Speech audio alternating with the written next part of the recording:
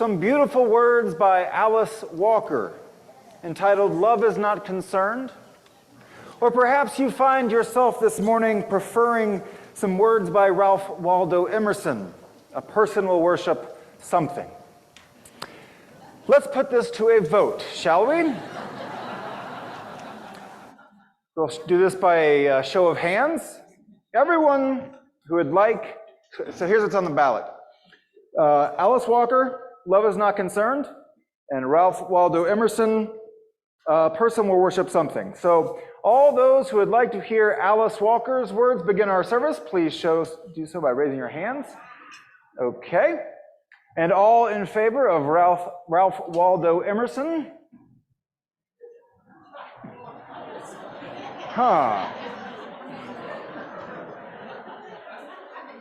Okay, so it seems like we have a house divided on this one. Why don't we read them both? Is that cheating? You know what? This is our demand. We'll do whatever we want in here. We'll read them both. That doesn't make the point of voting very well, and the later point of needing to hold those in compassion who lose the vote, but we'll get to that later. For right now, we'll just consider this our own little fiefdom, and we'll just have two opening words this morning. So which one should we do first? All in favor of, okay. We will do Emerson first. "A person will worship something, have no doubt about that. We may think our tribute is paid in secret in the dark recesses of our hearts, but it will out. That which dominates our imaginations, our thoughts, will determine our lives and our character. Therefore, it behooves us to be careful what we worship, for what we are worshiping, we are becoming." I'll remind you that it's entitled "A Person Will Worship Something." Everyone worships something. And then we move to Alice Walker, "Love is not concerned." Love is not concerned with whom you pray, or where you slept the night you ran away from home. Love is concerned that the beating of your heart should kill no one.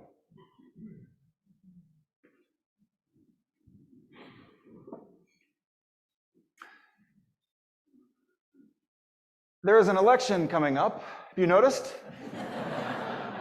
The TV ads have turned to election coverage. There's an anxiety building in our country as we hope, as we wish, as we wait, as we fill out our ballots and send them in. I hope you have done that. If not, this is a good afternoon for that. However you might vote, we hope everyone votes.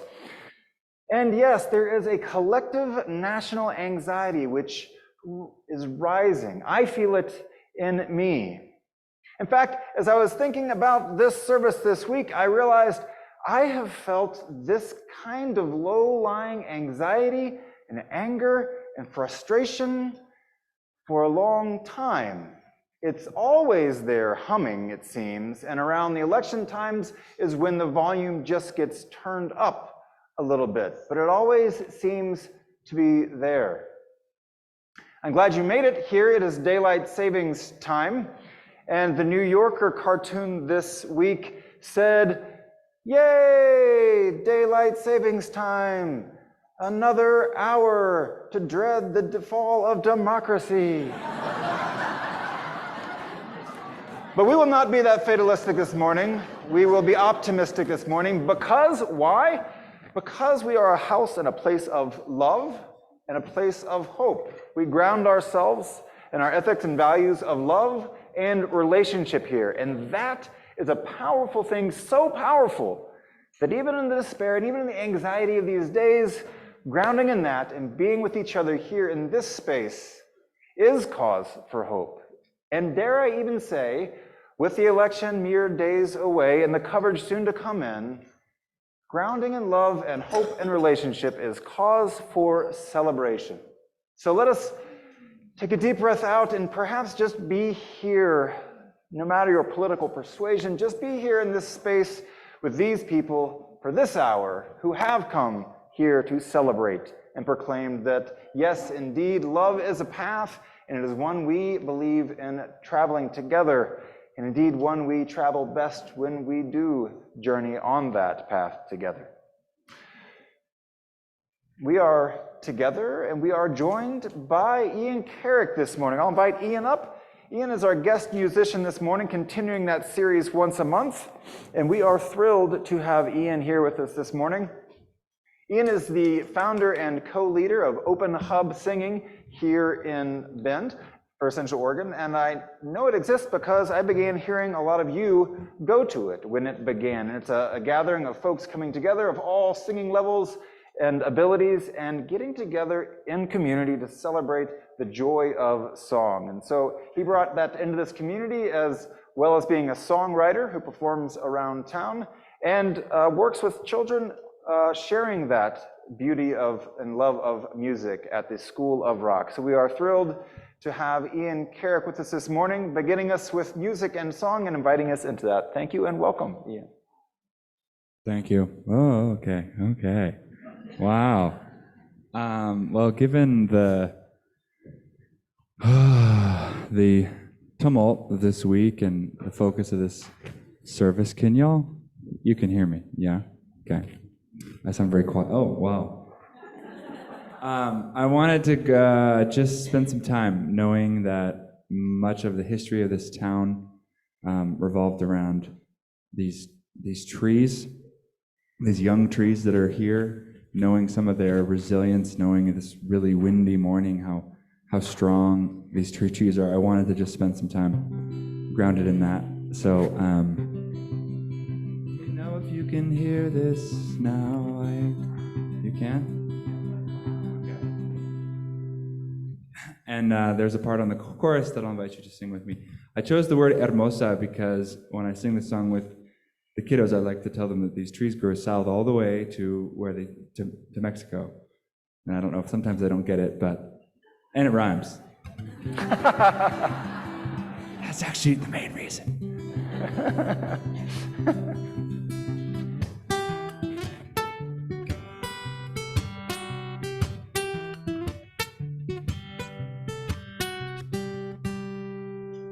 I grow where the bright sun shines, slow and steady, yet I'm alive. I smell like vanilla sweet. I'm your ponderosa tree. My cones hold 75 seeds. I feed the finches and the chickadees. They have to peck through my spiky cones. I am generous, I share my home. Ponderosa, ponderosa. So here's where you come in. Can I get a teeny bit more guitar up here? Thank you. So it's pondero. There we go. Pondero. And you want to sing with the third line with me? You can. Pondero. You already got it. Just listen one more time. Ponderosa. Ponderosa. We'll try the whole first part. Ponderosa.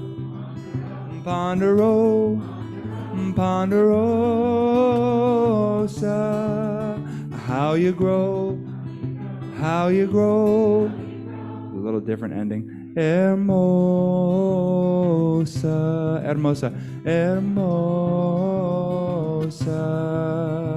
We'll come back to that.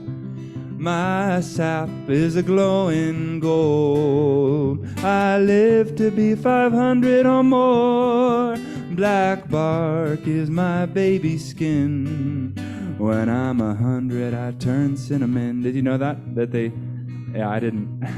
Underground, my roots reach far, growing as long as I am tall. In my woods, find the mother tree. The oldest one gives us food to eat. Ponderosa.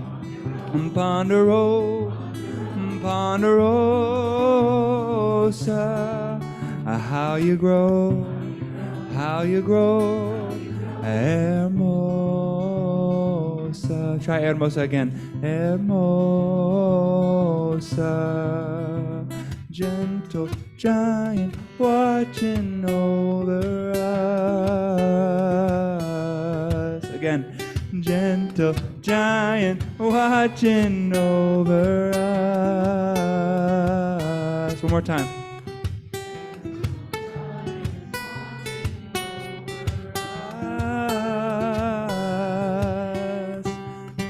I'm your shade from the desert day. I'm home for the squirrels and jays. I find water in the dry, dry ground, and I wear a green majestic crown. Ponderosa, Ponderosa, Ponderosa, how you grow, how you grow, hermosa.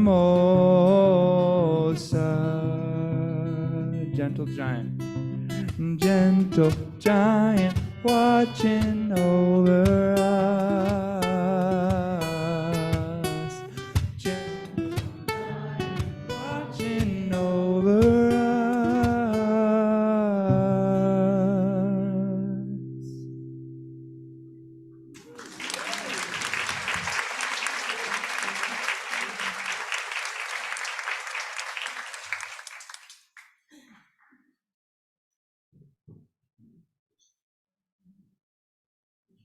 Good morning. Good morning.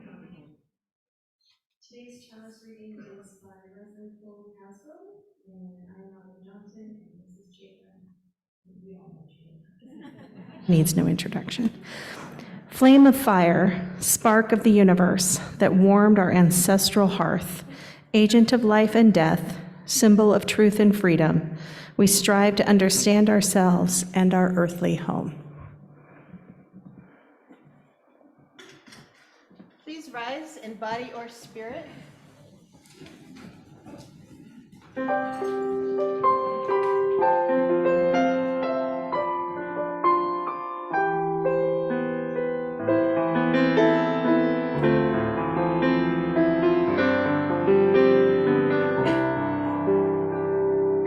Spirit of life, come unto me.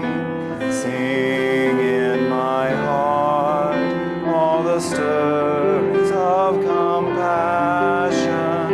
Blow in the wind, rise in the sea, move in the hand, giving life the shape of justice. Roots hold me close, wings set me free.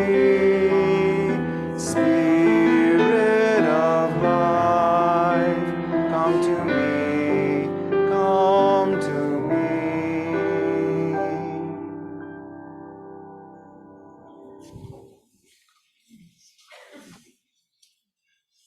Wow.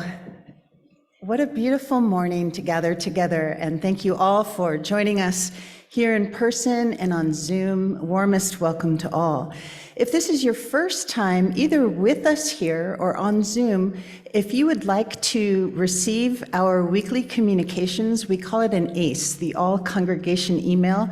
You can sign up for it in the chat on Zoom, and we have a couple places here where you can sign up for the ACE as well, in the Connections corner, as well as at the visitors table.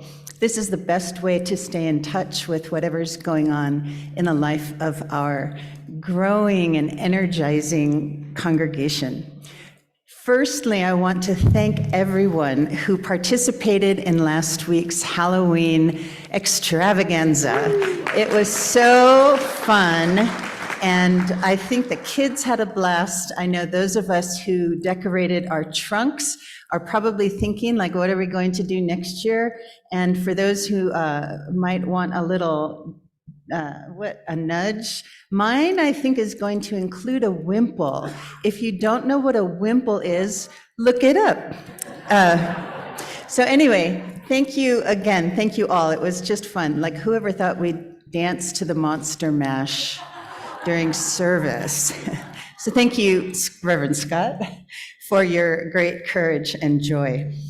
We do have pronoun stickers at the visitors table, and I don't think I said, my name is Chayla Sloper.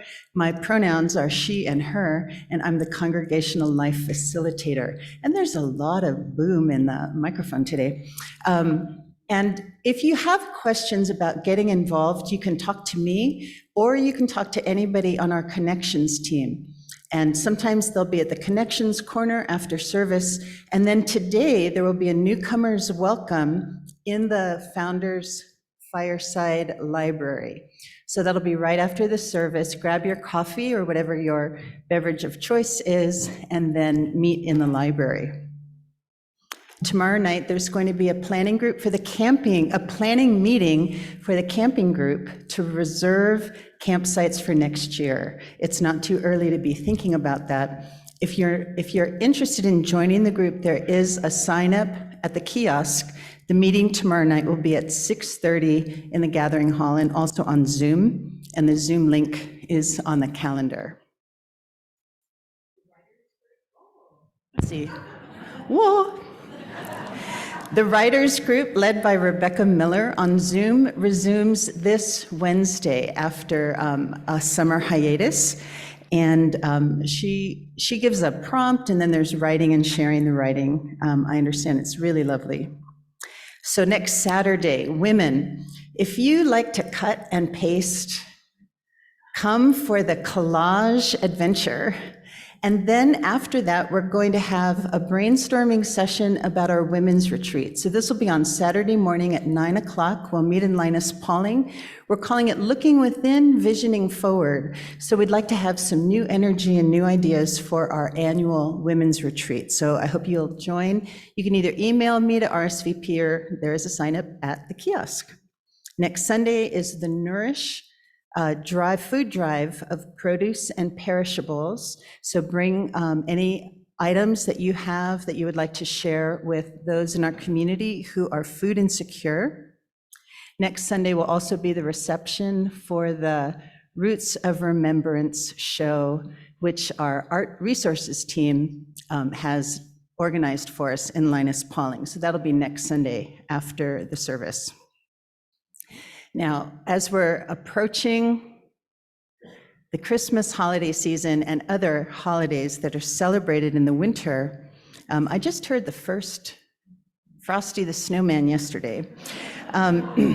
Giving gifts is really a part, or giving and receiving is a part of what many people love to do during this time. And the youth of UUFCO are going to be sponsoring a gift drive through the Giving Plate, and that will begin next Sunday. There'll be a box for unwrapped new gifts, and those will be available for folks through the Giving Plate for families to choose gifts appropriate. The children will be able to choose their gifts. Lastly, the Latino Community Association, thank you so much for the first round of volunteers that we got. Turns out we'll need a few more for the latter part of that celebration. That'll be on Thursday, December 1st, and we'll need some folks that will be willing to help reset the sanctuary. So it just means moving a lot of chairs. If that is not your joy, do not worry. There will be others for whom it is, or at least we can hope. So again, blessings on your experience here at UFCO, and blessings on your day.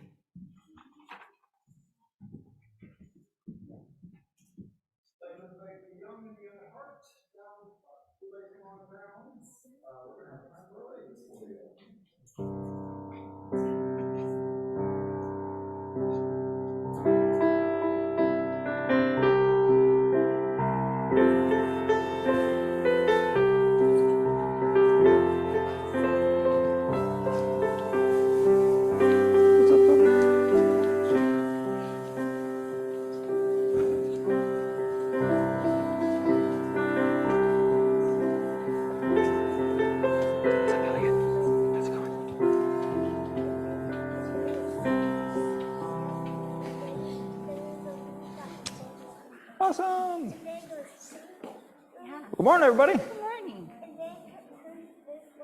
This month we have a new theme. It has 2 jumps. Oh, 2 jumps. Okay. We are talking about change this month. Yep. And one of the ways that we think about change sometimes is through one of our principles that talks about voting. And I'm wondering if anybody here has ever voted before. I have. You ever What does voted? it mean to vote? Does anybody know what it means to vote? What does it mean? It means to show your like when you're voting. Hold on, it's gonna take me time. I know what it is, but it's gonna take It can take a little bit to explain. Maybe, Lainey, do you know what it means to vote?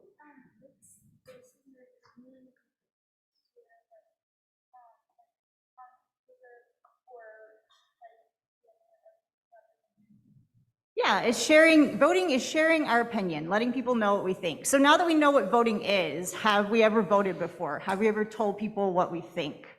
Yeah. Let me see. There's lots of different ways to vote, right? Yes, lots of different ways. There are Thank more you. formal ways, and then there are informal Yeah, ways. we've probably all voted before Probably. in some way. In some way. Yeah, but I'm wondering, maybe we can try it this morning. So Let's practice. Let's practice Yeah. it a little bit. Yeah. So I'm wondering if you think we should tap our heads or rub our tummies. Should we tap our heads? Votes for All in tapping favor our of heads? tapping heads, raise your hand. Votes for rubbing our tummies? I see more hands for rubbing I tummies. see more hands for rubbing We're tummies. gonna rub our tummies. So now everybody has to rub their tummy. Maybe. It is now law.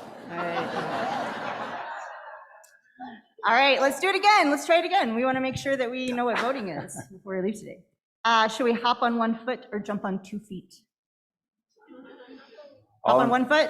Some hands for 1 foot. All right, what about hopping on 2 feet? Well, that was a blowout. Lots of hopping All right. on 2 feet. All right, let's If you're hop willing, on 2 feet. we're gonna hop on Let's 2 go. feet. All right. Okay, freeze. All right, let's vote again. We can stay standing.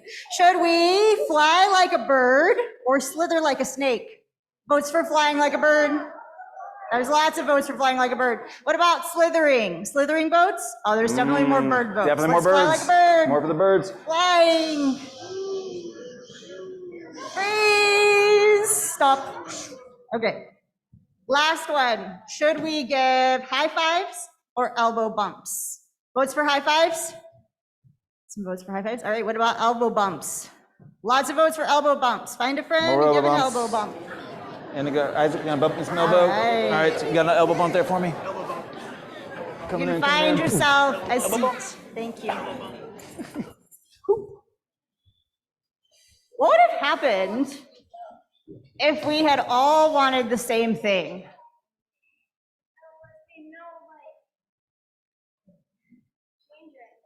Yeah, there would never be a shift or change if we all wanted the same thing. Does it feel the same when your vote gets chosen or when it doesn't? No. No. There's winners. It feels like there's winners, and that's kind of winners and losers, right? That's what it felt like a little bit. Yeah. There's no such thing as losers. Somebody said there's no such thing as losers. So if we don't like having losers or being losers, Right. then why would we vote? See, I agree with this. There are no such thing as losers. There might be such thing as as many vote getters, Yeah. but maybe not such thing as losers. Yeah. So what does it mean if we vote and our vote doesn't get chosen then? It means that we're not in the majority if our vote doesn't get chosen. How does it feel when you're not in the majority, when everyone makes a decision and they don't pick yours and everything moves on and you're back there thinking, but that's not what I wanted? How does that feel? Doesn't feel good.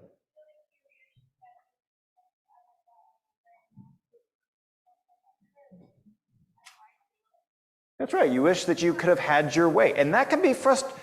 Who thinks it's frustrating to not get your way? Has anyone had experience of not getting your way? Right. And when there's a whole bunch of people that are disagreeing and voting and making it not that you get your way, that can feel even worse sometimes. Yeah, absolutely. And the reality is, in life, we are going to be in the majority. Our vote is going to win, and sometimes it's going to lose. Yeah. Oh, I'm sorry. I thought you something else you'd like to share? I wish that I could be like, they could get what they want and I can get what I want. Because, like, that's how I feel. Because, like, couldn't it be that way? Like,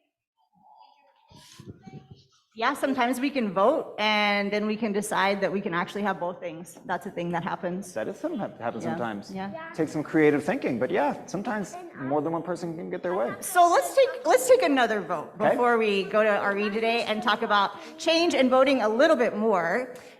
If sometimes voting is hard and sometimes our feelings about the things that happen are kind of hard, overall, do we feel like voting is a good thing or a not so good thing? Can we take a vote? Is voting a good thing? What about voting is a not so good thing?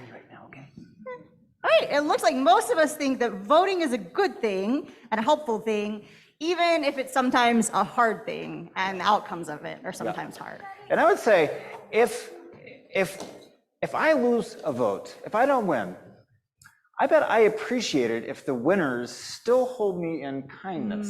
Yes. And if I win a vote, my guess is it would be good of me to hold those who didn't win the vote still with kindness and love. Just because we disagree on what the vote might be doesn't mean that we can't still all be kind to one another. I think that's absolutely It sounds true. so simple. Yeah, I think we all probably would vote for kindness. I think so. Whether our vote wins or not. Well, let's put it to a vote, Amy. Okay.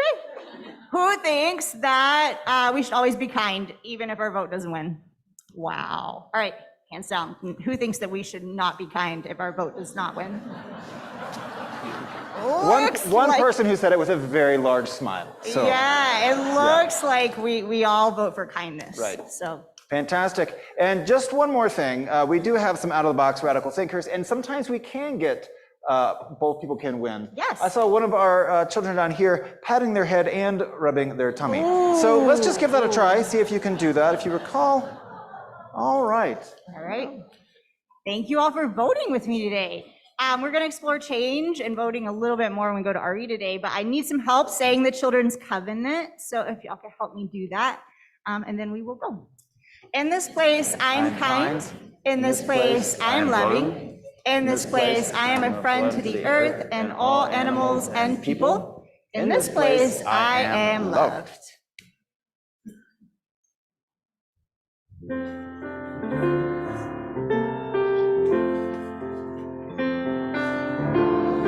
Joy surround you as you go.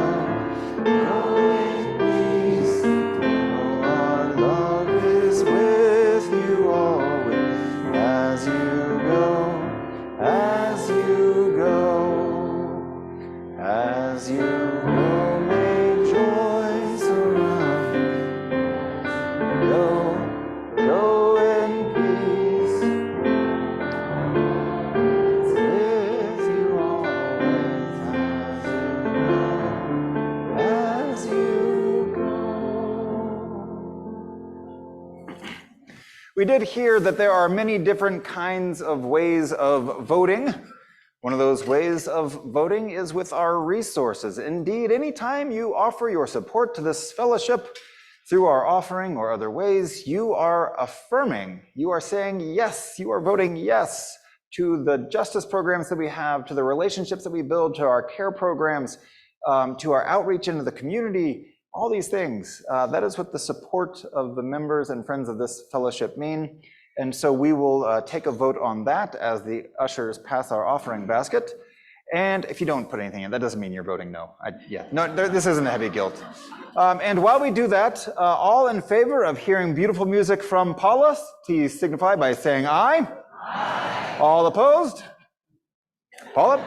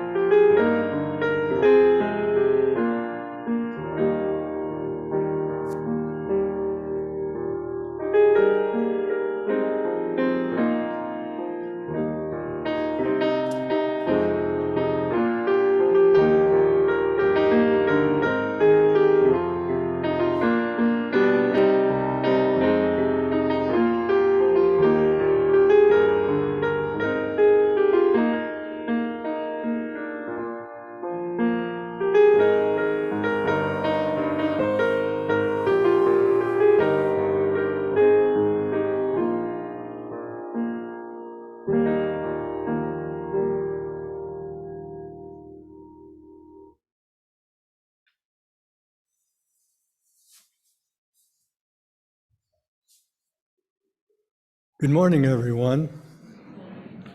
First, I want to thank all of you for your past and continued support of our social justice programs here at UUFCO.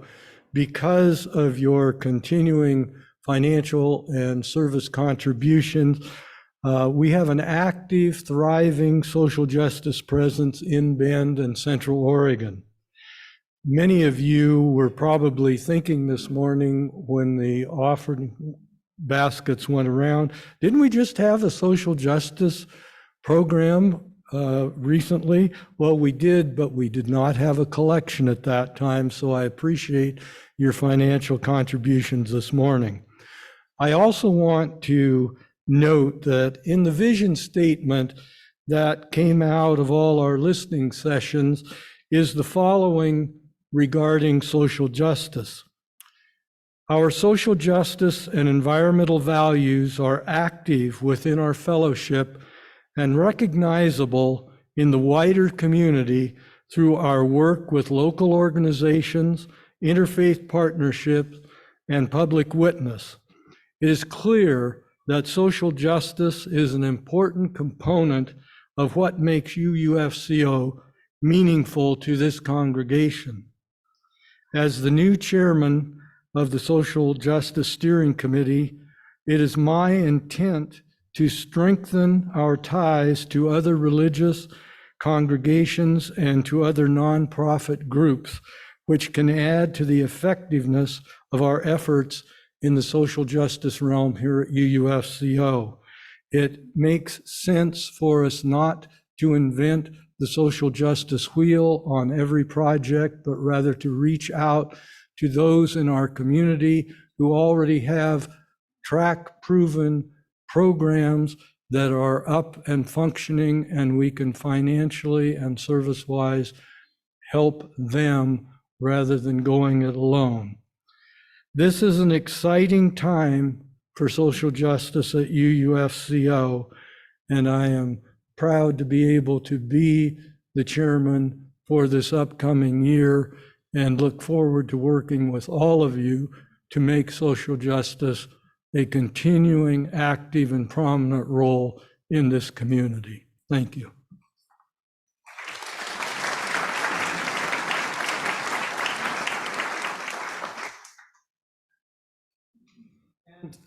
Our first of the month's Greater Community Collection has been going on for quite some time in this community and has also just shifted leadership. Ken Wilhelm, how long have you led the GCC? Just, do you know how many years you've been doing it? 10-ish? 10-ish, he said. 10-ish years. So we give Ken a great round of applause. This is a program where once a month we offer our offering to a local community or to justice works internally here. And so we're grateful for Ken's leadership in that over this last decade. That's another way to say that.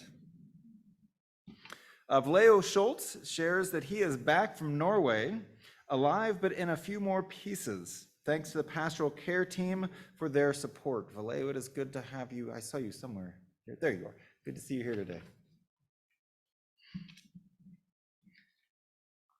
Ben Morgan shares a wonderful trip to Fort Madison, Iowa 2 weeks ago to visit cousins and a celebration of life for Uncle Bob, who left us at age 97. Joan Landsberg shares that I was saddened to read this morning of the death of a friend with whom I swam for several years. Life and death move on. Leo Mock shares a joy. My foster pup, Red, has made significant progress in becoming his best self. Those of us who work in the office watched that significant progress. Today, he will go to his forever home. His new family includes 3 great kids and loving parents. Congratulations, Red. Red the Aussie dog. I'll invite us to take a deep breath and just share some silence together. That rich, soulful, spacious, inviting silence that is always there if we just slow down enough to notice, to allow it entry into our own lives and bodies, and to do with us what it will.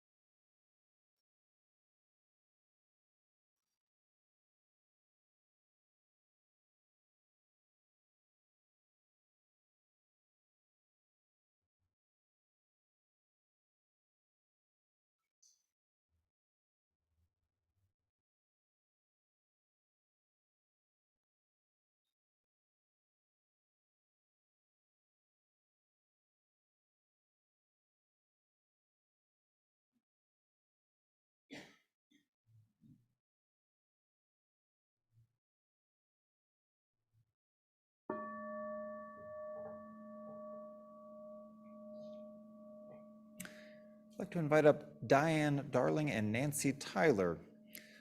They have a commentary to share for us.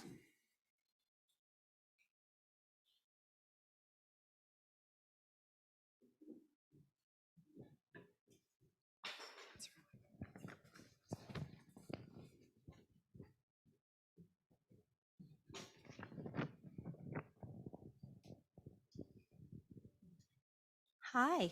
Hi. What do you believe? What do you believe? I believe in what is right. Well, I believe in what is right. I believe in the truth. I believe in the truth. Freedom of speech is central to our country. Freedom of speech is central to our country. The radicals don't represent me. The radicals don't represent me. I don't believe people should be living in the street. I don't believe people should be living in the street. I love getting out in nature and being on the land. I love getting out in nature and being on the land. Inflation is out of control, and gas prices are hurting the middle class. Inflation is out of control, and gas prices are hurting the middle class. The problem is the elites. The problem is the elites. The history of our country is important and should not be erased. The history of our country is important and should not be erased. I want fair elections. I want fair elections.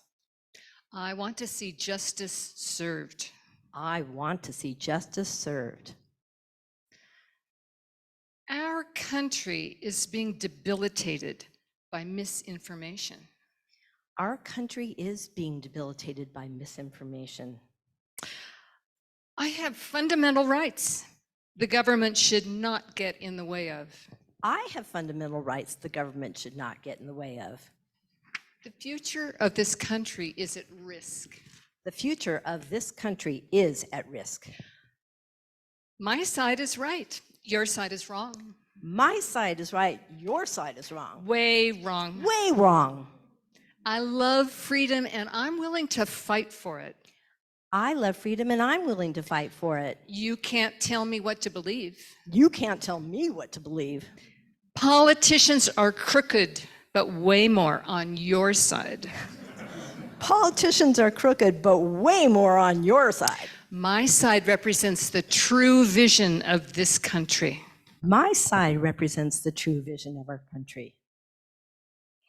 Your side is trying to take over our schools. Your side is trying to take over our schools. Well, I'm not racist. Well, I'm not racist. Your side brainlessly does whatever your political leaders say. Your side brainlessly does whatever your political leaders say. America has a deep sickness now. America has a deep sickness right now. There is so much at stake this election. I'll vote for anyone to keep your party out of office. There is so much at stake in this election. I'll vote for anyone to keep your party out of office. I think you're stupid. I think you're stupid. You make me so mad. You make me so mad. How could you be so wrong? How could you be so wrong? I don't even respect you. I don't even respect you. And I don't want to be around you at all. And I don't want to be around you at all.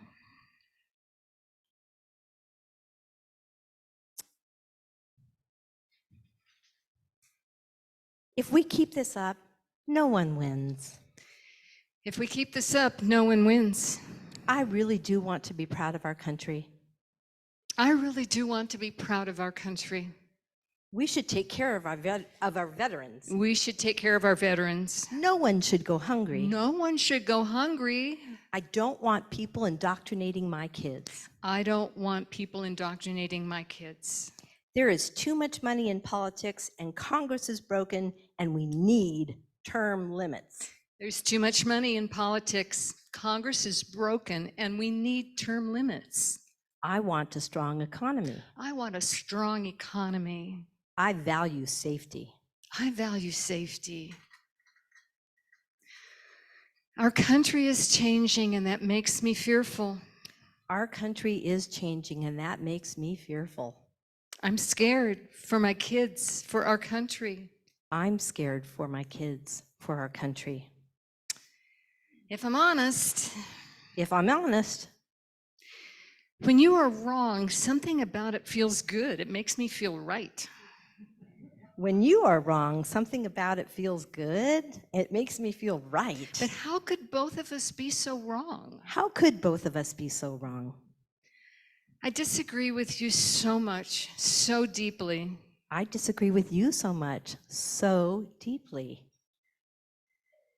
Can you allow me to be wrong and still love me? Can you allow me to be wrong and still love me? Yes. Yes.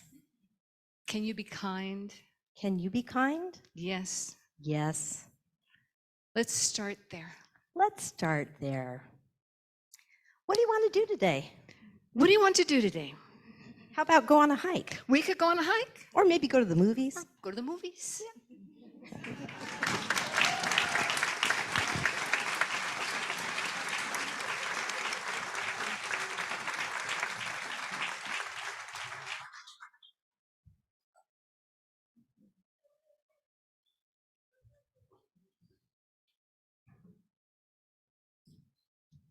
That was hilarious and wonderful. Thank you. I was like, where is this going? Oh. I can be like that. So there's the words of the song. One of my teachers, so I should say, I'm going to invite us to sing this together. Keyword being invite. If it's not your cup of tea, it's an invitation. I believe that singing is a birthright. Singing is just talking slow down. One of my teachers says that. I was told I had a bad voice in like 7th grade. Stopped singing for about 3 years.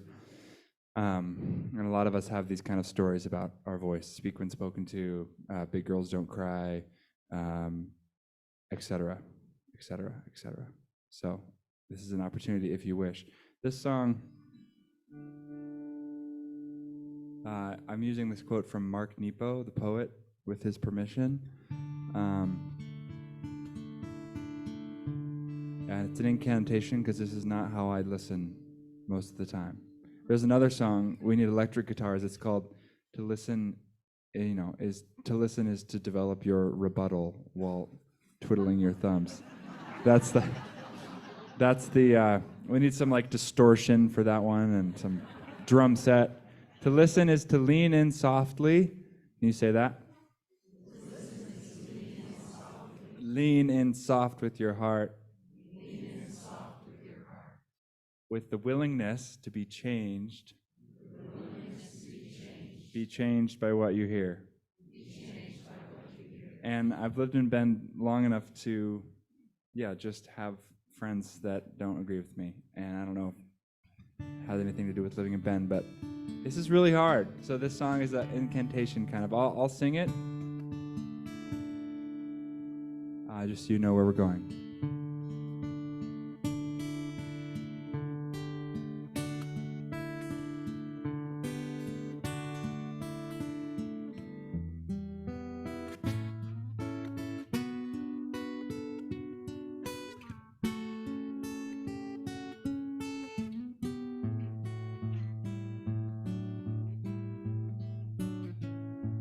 To listen is to lean in Lean in soft with your heart, with the willingness to be changed by what you hear.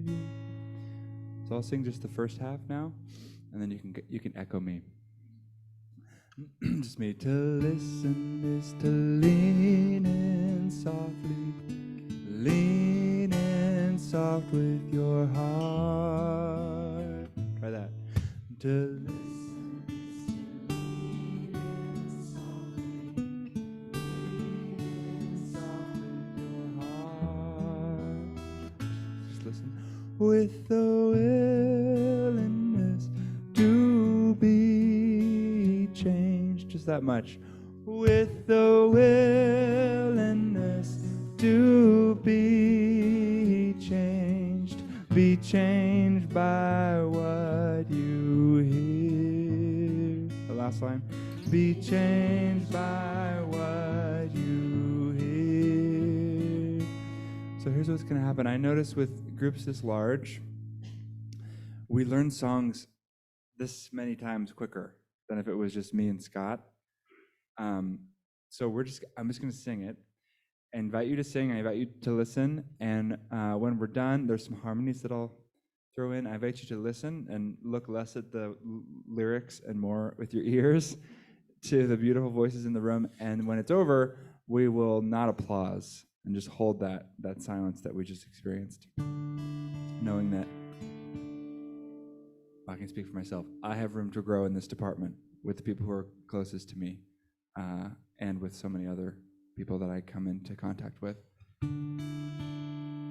Okay. You only sung it once, but just fumble along. And to listen is to lean in softly, lean in soft with your heart, with the willingness to be changed by what you hear. To listen is to lean in softly, lean in soft with your heart, with the willingness to be changed by what you hear.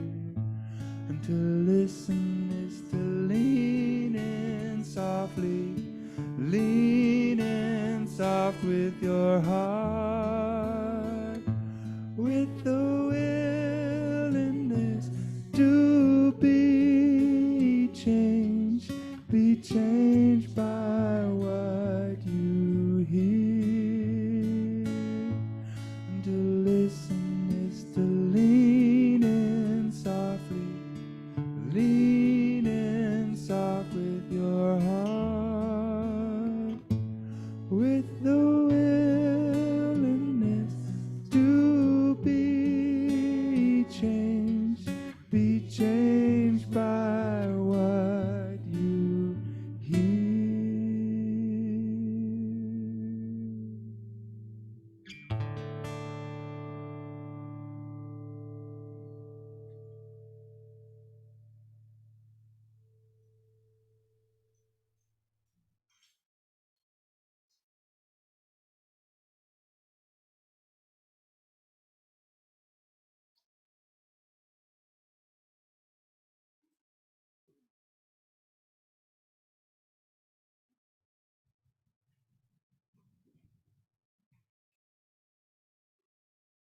Thank you.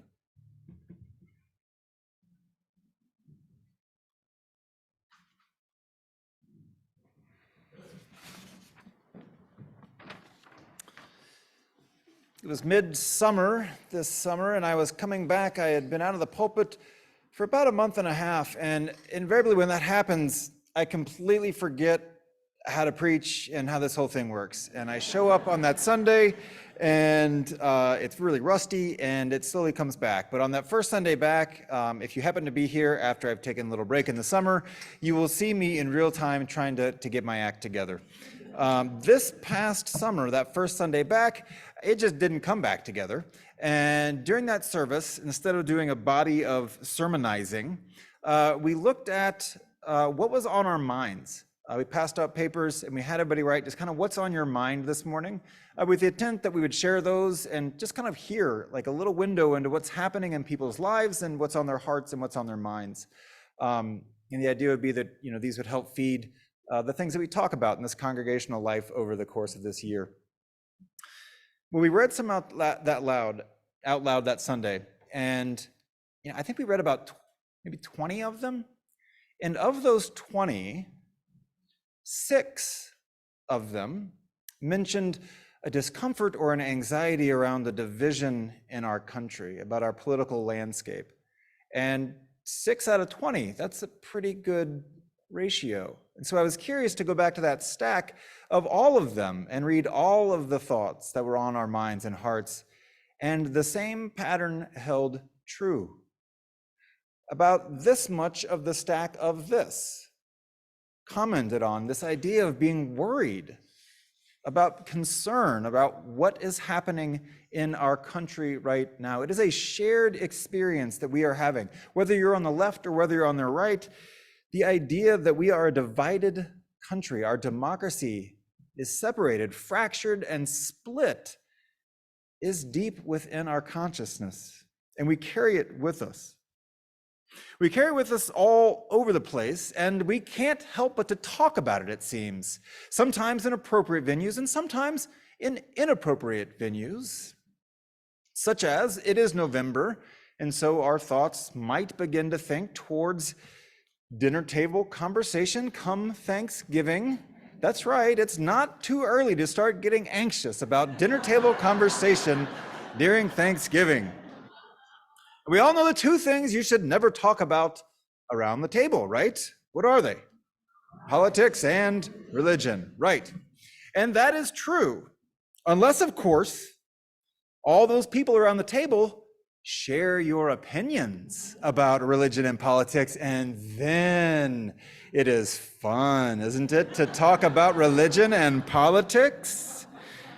Oh, to be affirmed, you get to agree. Everyone agrees, and you're right.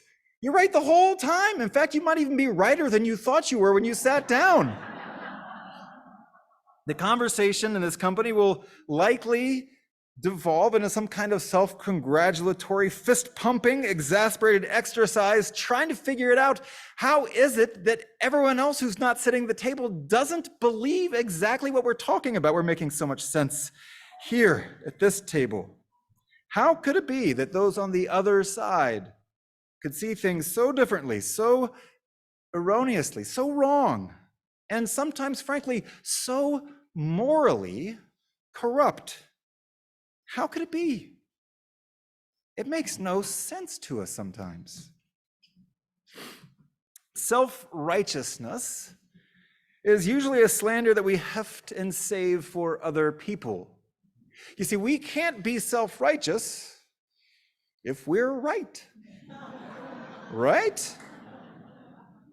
It's reserved for those people, the ones who believe differently, and even more so, those people who believe fervently about what they believe. The more they believe in what they believe, the more wrong they are. But we would never be self-righteous. Of course not. Mean-spirited, behaving as if our opinions and beliefs were the only way. We're Unitarian Universalists, of course. We believe in the inherent worth and dignity of every person, respect in the interdependent web of all existence, including all people and all things. So we would never do that, ever. We're committed to diversity and self-transformation. But honestly, right. Everyone can get a little self-righteous in the end. There's difference of opinion.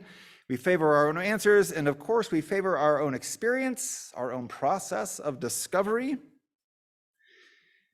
And it is oftentimes that we find ourselves smack dab in the center, not only of our own universe, but if we're being honest, the center of the entire universe.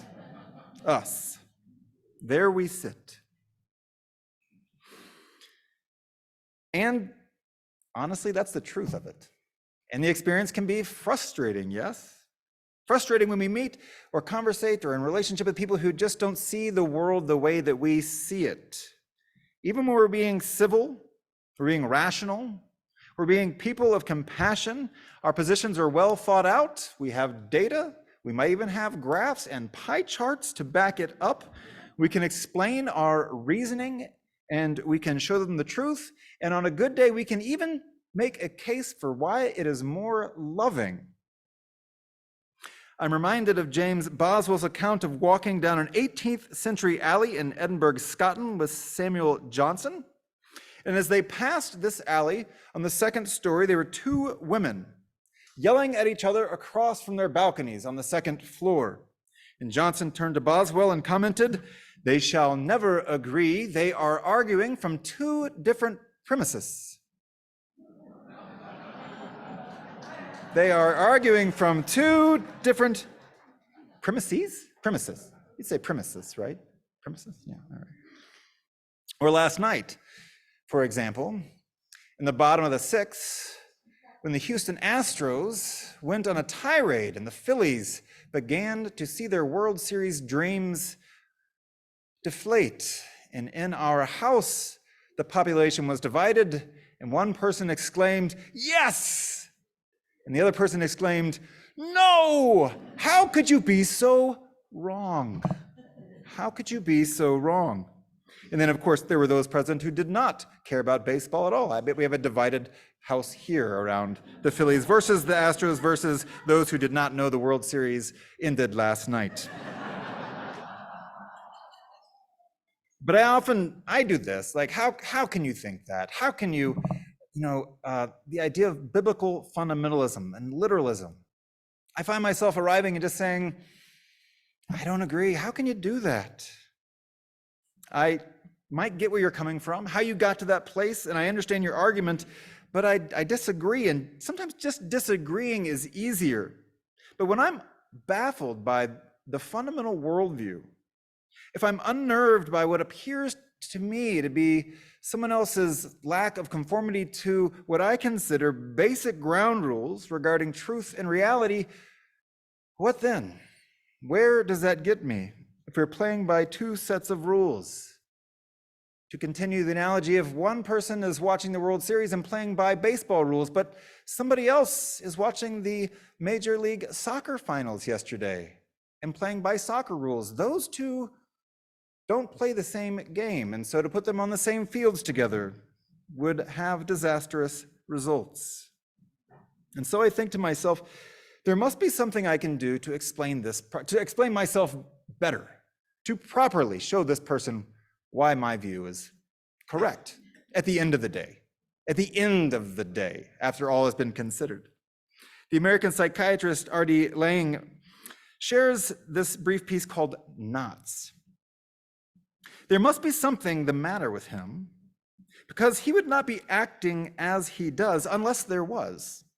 Therefore, he is acting as he is because there is something the matter with him. He does not think there is anything the matter with him because one of the things that is the matter with him is that he does not think there is anything the matter with him. Therefore, we have to help him realize that the fact that he does not think there is anything the matter with him is one of the things that is the matter with him.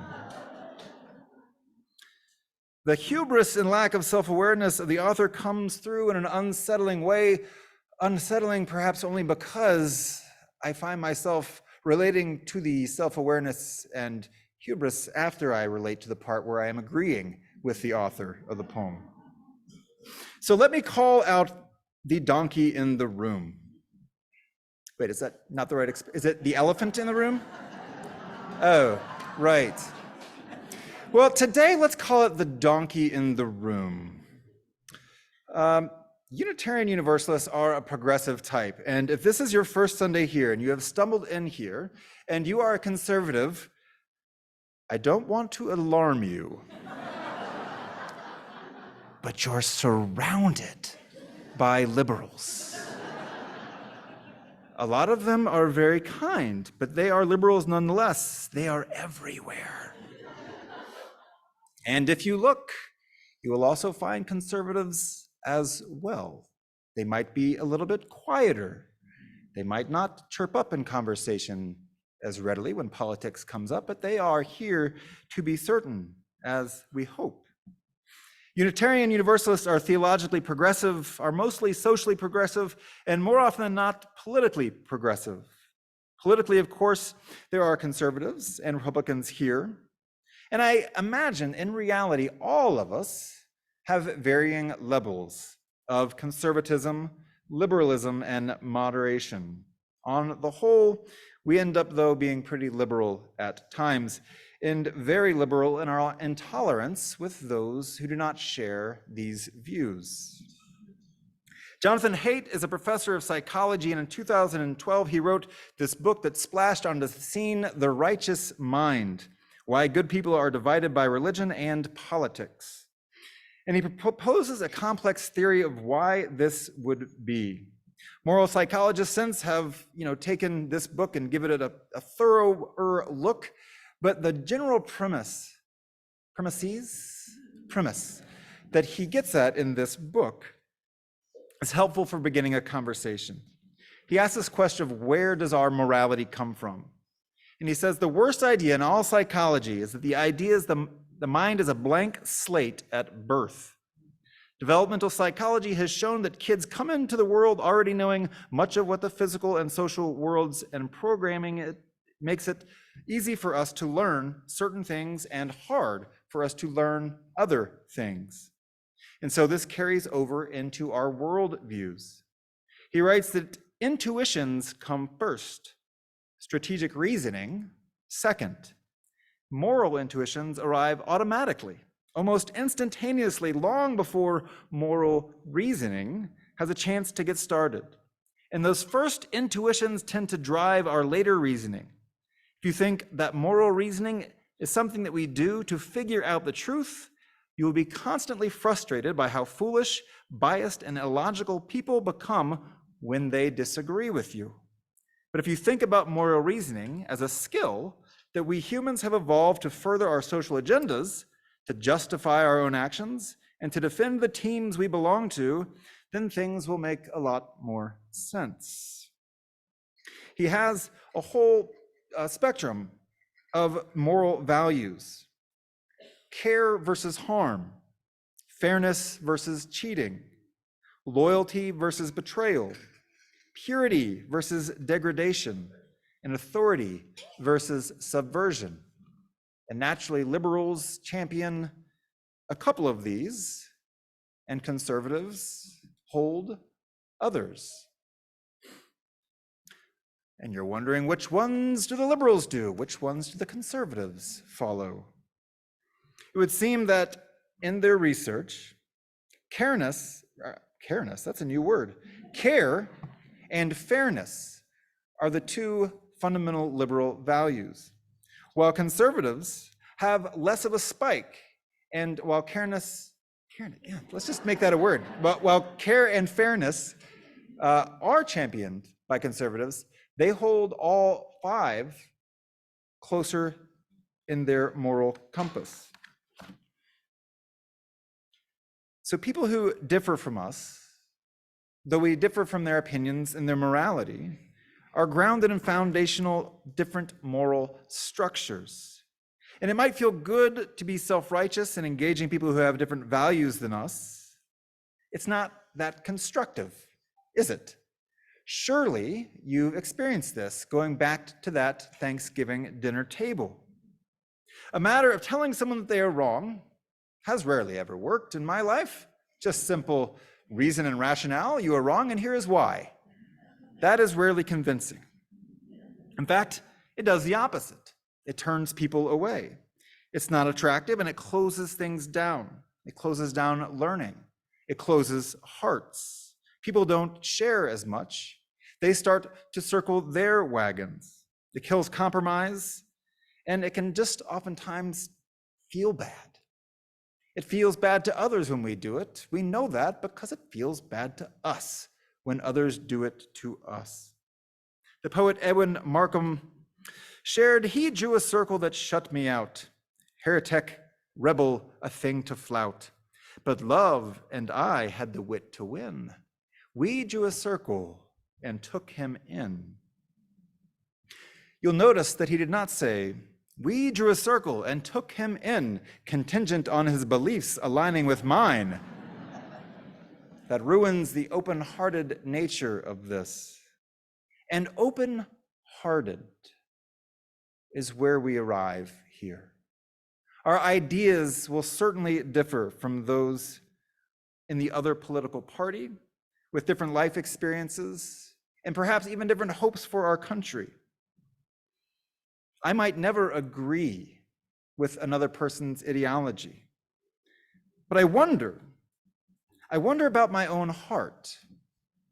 Oftentimes, I'm certainly guilty too of fashioning my rebuttal as I'm talking with someone under the auspices of being in relationship, being across beliefs and ideology, and trying to be diverse, while all along, somewhere deep down in here, I'm thinking, if I can only figure out the thing to say to get them to see the light, which closes me off from them and from authentic relationship, versus that being curious, versus being empathetic. Perhaps our best weapon against callous self-righteousness is empathy. I do want to change minds, sure. That would be nice. But as spiritual and religious people, let us not lose track of the heart. The heart. We must allow room for life and experience of the other, no matter how different. When we lean in, we listen softly with our heart, with the willingness to have our heart changed, it does not mean at all that I have to put aside my values, my ideas, what I hope for our country, what I hope for my children, my fierce advocacy of social justice causes, equity, and fairness for all people in the complex, messy world of doing that work together and trying to make a better world, at least the one that I envision. But if I only go into those relationships trying to change minds, I miss an entire other dynamic and depth, which is to allow my own heart to be changed, to open, to broaden, and to hold a wider space. I can still have boundaries. I can still refuse to be triangulated. And I don't have to give up my beliefs. But what if I listen and I lean in softly with my heart and I'm willing to be changed? The spiritual implications of this are large because we can all sit around a table and agree with people. But can we sit around a table and love with other people? To do that is a matter of the heart far more than the head. One of my mentors said, if you are having a hard time with someone who believes different than you, just begin a conversation about what it is that you fear, and you will find yourselves with similarities quicker than you could imagine. I wondered to someone, where does this all land? Where does this all land? We're so divided. What do you think the answer is? And they said simply, I don't know. Maybe it's just being nice. Maybe it's just being nice. It's a place to start. It's an honest place to start with people different from ourselves. Perhaps just being kind and being nice as an entryway into shaping and changing our own hearts. And so we find ourselves there at that dinner table. Maybe we can steer clear of those ideas which will throw us into conflict. And maybe we can steer clear of those ideas that will throw us into agreement. Perhaps we can create a space around that table that will invite us into our hearts, into curiosity, into leaning in and listening softly, with not only the possibility, but the hope that this person, so drastically different than us, who believes things we can't imagine, has the awesome ability to change our hearts for the better. May we gather around that table and create that space in our own hearts. May it be so.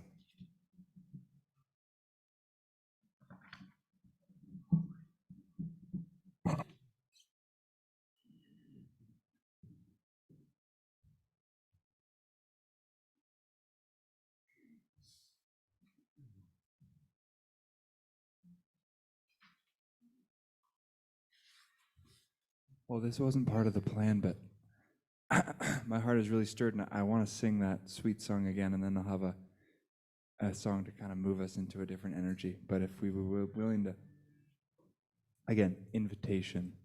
I know the choir is sitting sort of here, so you can lean on them, right?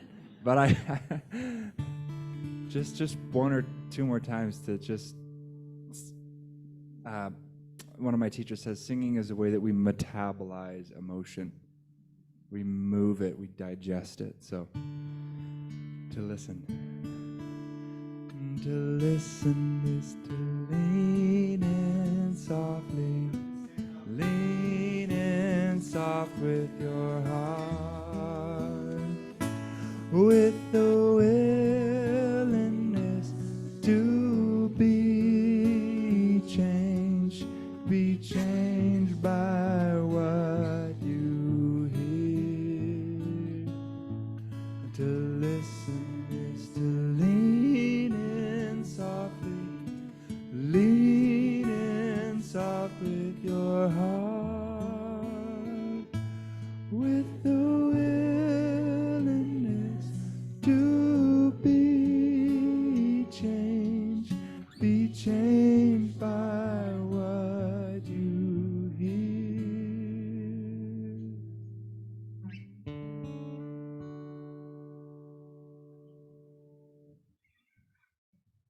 invite you to share as we say together the covenant of this congregation, a promise to walk together with one another.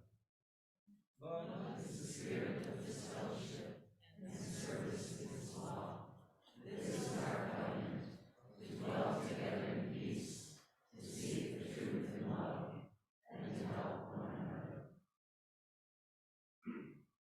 When I was writing the blurb for this sermon, I wrote this line and I wasn't sure I agreed with it. It said, after this election, may we hope more for healing than just to win.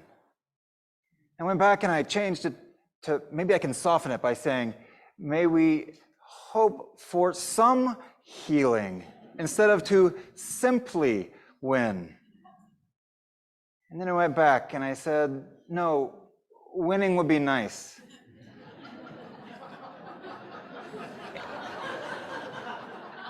And may we hope for healing instead of just winning. Go in peace. Amen.